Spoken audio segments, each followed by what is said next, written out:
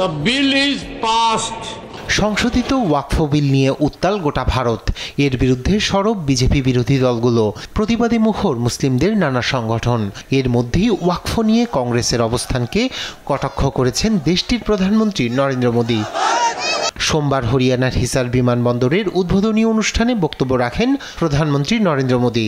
বলেন, কংগ্রেস রাজনৈতিক স্বার্থ হাসিলের জন্য ওয়াকফ আইনে ইচ্ছামতো পরিবর্তন এনেছে। এই পরিবর্তনগুলো সংবিধানের মূলনীতিকে ধ্বংস করেছে বলে দাবি প্রধানমন্ত্রীর। এছাড়া ভাষণে কটাক্ষ করে বলেন, যদি ওয়াকফ সম্পত্তি সততার সাথে ব্যবহার করা হতো তাহলে মুসলিম যুবকদের সাইকেলের পাংচার মেরামত করে জীবিকা নির্বাহের প্রয়োজন হতো না।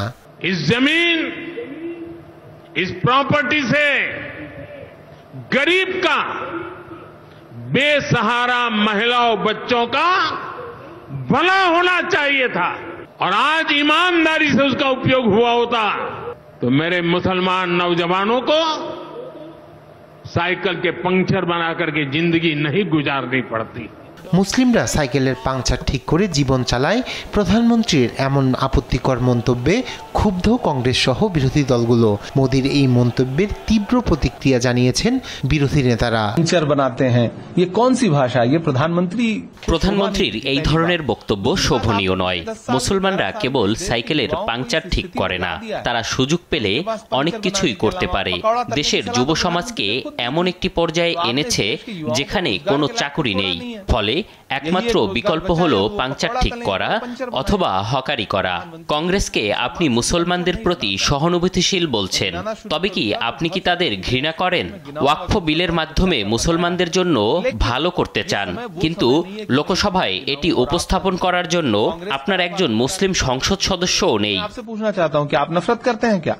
आप अपने देश के ही एक नागरिक समूह से।